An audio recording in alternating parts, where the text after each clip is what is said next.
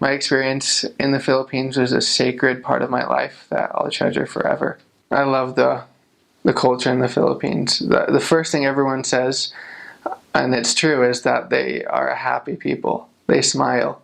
Even though there are a lot of people with a lot of problems, they know how to smile, they know how to laugh, they know how to keep pushing on through without, just complaining. That's something I love about the Filipinos, is their ability to laugh and to smile. It's unlike any other people I know. They can just smile no matter what situation they're in. Another thing I love is they're a very welcoming people. You just walk on the streets and you can just talk to people. You can say, how's your day? How's your family? And just start conversations with someone you don't know. And it seems like after a minute you can feel like you've been friends for a long time. They just are very open. You can ask them things, that people would think you're crazy in America. You can know someone for a minute and ask how many kids they have and what their kids are doing and where they live and who their mom is and who their dad is and what they like or what they do in life. You can get to know someone very quickly, and it's awesome. Here in America, sometimes I wish that we were more open to just saying, hey, what's up? Who are you? Where are you from? What do you like to do? Unfortunately, we don't do that quite as much here, but in the Philippines, you really can talk with anyone, and I love that. They're just a welcoming people. I also love just the faith of the Filipino people, how they're able to, kind of like I said, get through hard times and do hard things knowing that they will make it, and believing in God, believing in His hand to be there to help them. And they have the faith to make that happen. They'll give you the food they had for their family, and they'll put it in front of you and make you eat. They won't give you the choice. They want you to feel at home. They want you to feel comfortable. And it's incredible to see how much they are willing to give up for us as missionaries and for other people. They have charity in that sense, unlike really anyone else that I've known. I really love that the Filipinos are so giving. So the Philippines, everyone, you'll hear, you eat a lot of rice.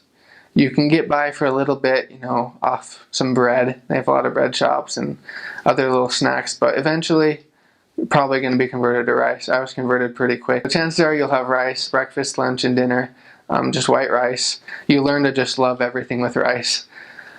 Normally, if people are feeding you, it's kind of some sort of meat in sauce on top of rice. So you don't have a lot of beef. It's mostly chicken and pork. Sometimes you don't really know what the meat is, but it tastes wonderful, and you just kind of eat it. You'll go on the streets, and you'll have like these street foods, and you kind of have to buy one, and you just kind of smell it, look at it, like that seems good, and you put it on there and you eat it. So honestly, it's funny because people ask, what did I eat? And I say, half the time, I don't really know. It tasted good, but I don't even know what I was eating. But some fun things. People usually talk about balut, which is the little unfertilized duck egg you crack open and drink the embryonic juices and then eat the little chick. I had that. Some people won't eat it. You don't have to if you don't want to. Honestly, it's just a lot of rice. And then you'll have a lot of vegetables too with the rice. And actually, I should mention my favorite food in the Philippines was the fruit. So Cebu is known for its mangoes. That's where you, like the Costco, you get the little dried mangoes. Those all come from Cebu. Great mangoes, bananas everywhere. They just have random fruits that you've never tried before in the States that you'll love. Something called rambutan. It's like a little red ball, and it has little spikes on it. They're not like, it's hard to explain until you see it, but it's just the sweetest fruit. I love it. There's a lot of random fruits there, but they're good. I miss the fruits of the Philippines there. It's probably my favorite part of the food there was all the fruit.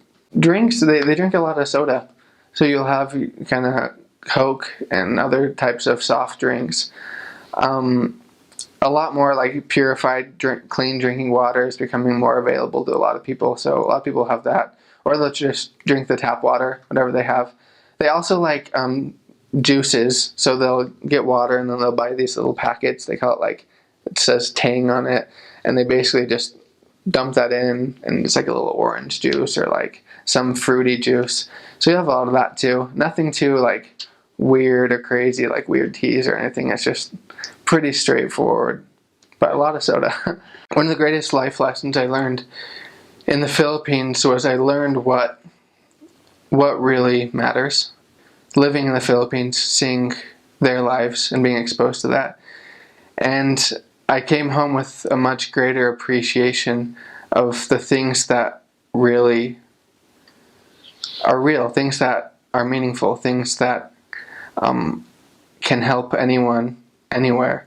And that is, the gospel, relationships, things like that. I realized that a lot of the fun things, the gadgets, the gizmos, all that kind of stuff that we have really doesn't matter. And that was a really big life lesson for me. It's helped me stay grounded in a lot of the things I've done since I've been home, is realizing where my priorities should be. Lamak is a tiny town up on the top of a mountain, pretty much in the middle of Cebu Island. So to get there, you have to get on a motorcycle and ride about 45 minutes. It's funny, especially if you have a big companion. I had a companion a little bigger, and you get two Americans and you sit on this motorcycle with a Filipino in front, just a small motorcycle, and you're going along like cliffs and dirt paths, and you think you're gonna die on your way up there. But then you get up there and it's just this little town. It's situated on kind of, there's cliffs all on the outside of the town, and there's a waterfall up in the corner. So every day you walk out and you see like this little waterfall coming down, and so it's definitely the middle of the jungle, I guess, kind of feel. Every day, there's really not. It's a smaller place, so you have a little house. You kind of get to know a lot of the people and members really quick. Transportation, you're usually just kind of walking. They don't have any big, like the buses or jeepneys like they have in most of the other parts of the Philippines, or like tricycads or some of the other things they have. There it's mostly just walking or motorcycles, which they call habal-habal in Cebuano. Almost every day you feel like you're hiking, you're going through, fields with carabao on the side, and, trying to cross rivers and things like that. I had different areas where you'd have to like literally cross the river and take your shoes off and try not to fall and get really wet. It's just a beautiful place. A lot more farmers, a lot more, there's rice fields. Some areas of the Philippines you have a lot of sugar cane, so you get a lot of farmers. A lot of fishing. That area didn't have fishing particular because it was in the middle of the mountains, but there's a lot of fishers in the rural areas. A lot of people just live on the land they have. They grow a little bit. They have pigs, they have chickens, so they'll kind of their panginabuhi, which is like their lifestyle, is really just taking care of their land. They usually live where their families lived for hundreds of years, and they've just maintained it and kind of supported and provided for themselves, which it can be a hard lifestyle. It can be difficult to provide for a family with just a little bit of land and not really other sources of income. But they do it, and they do it, awesome. They do it great. You see just old people that are still working as hard as they can on the fields with their carabao, making sure the fields are plowed and everything. And so it's an interesting lifestyle up there in the mountains and in the rural areas. You have a lot of people that have just learned to make do with what they have around them. And so it's really cool. Apas was actually a pretty area. It was kind of the city situated on the mountain, on the hills. So you had just kind of these concrete jungles set up against big mountains and big hills. So every day you wake up, that area, they have transportation, they have a lot of jeepneys going around, but for most of the times when you're working, you're on those mountain sides. So you have just steps. So many steps. I remember just sweating because, you're visiting someone that lives at the top of this mountain, and so you just walk straight up in this kind of concrete jungle feel, straight up the mountain, hundreds of steps, and there's just houses and people everywhere, and it's different. It's a different experience or a different kind of place than anywhere I'd been before, but it's really cool. It's amazing how people just, I mean, like the rural areas, they just find ways to live. I mean, they kind of are living on top of each other sometimes. There's a lot of people in and out in the cities, so they don't really know their neighbors, but they all coexist. They find work, they find jobs. In the city, you have a lot more. You have young people who work at call centers. You'll have a lot more just business things, people selling their food, selling whatever.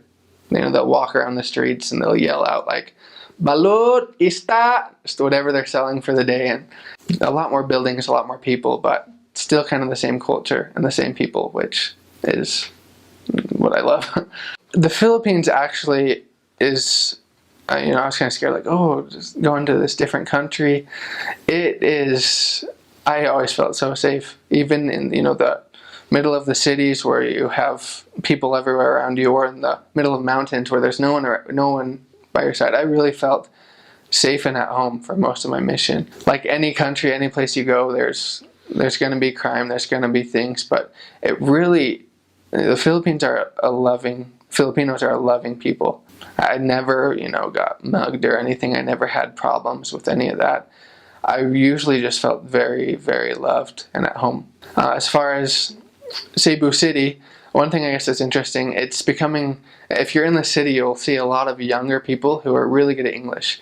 And a booming industry in Cebu City right now is call centers. So a lot of times if you're here in America, if you're going to the mission in the Philippines and you want to try speaking the language, just call a company, and there's a good chance. I've talked to several call center representatives that are from the Philippines.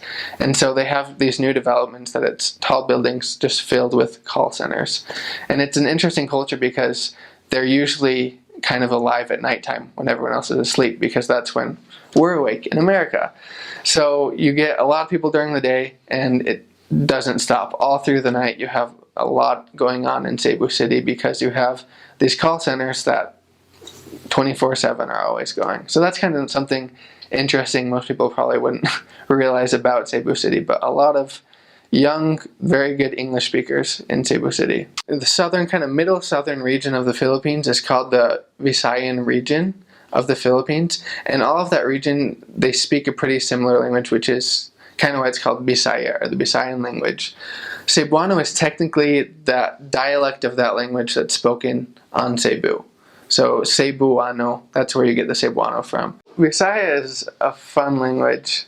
It's an interesting language. This is kind of, all the Filipino languages are sort of a mix of a lot of other languages. You have your pure form of Bisaya, which has been spoken for centuries.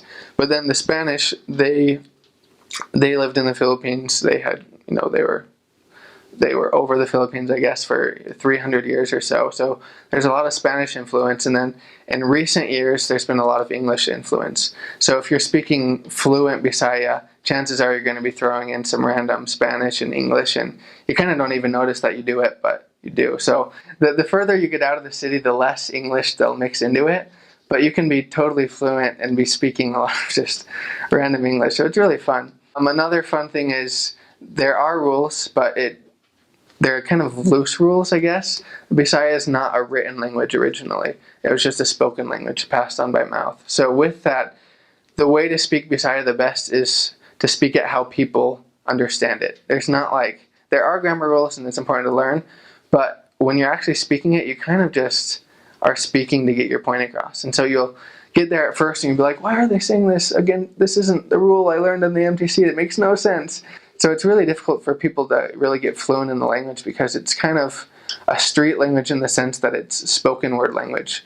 They're trying to get more rules, get more grammar, so and that's kind of been recent. But in general, you just break rules all the time. I mean, I guess technically if you're pure Bisaya, you're going to be doing very good, but generally you just want to communicate. It's a very hard language also, kind of like if I'm speaking to someone, be like, "Aska badung Brad. Nga naman nagbuhat ka ana diha." It's like very kind of hard, not a whole lot of, soft, like, it's just very direct. So if you're walking around, you'll just hear, it sounds sometimes like people are shouting at you, like everyone's angry, but it's really just how you pronounce, how you speak the language. Everyone should speak it, it's fun.